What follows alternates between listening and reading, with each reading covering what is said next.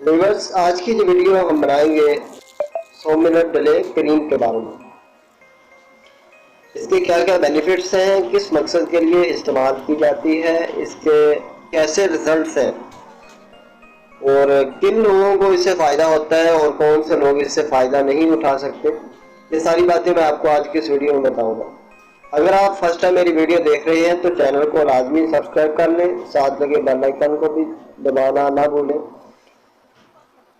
जी, चलते हैं वीडियो की जानब। 100 मिनट पावर डिले क्रीम, ये इसकी ओरिजिनल पैकिंग है। खरीदने से पहले सबसे पहली बात जो ये याद रखने वाली होती है कि प्रोडक्ट ओरिजिनल खरीदनी है, क्योंकि फेक और 2 नंबर प्रोडक्ट जो होती है वो फ़ायदा नहीं बन पाती। ये एक मटाना टाइमिंग के लिए इस्तेमाल होने वाली क्रीम है और बहुत ही ज़बरदस्त इसके रिजल्ट हैं। इस क्रीम का किसी किस्म का कोई साइड इफेक्ट नहीं है। सिर्फ वो नौजवान इसको इस्तेमाल नहीं कर सकते जो कि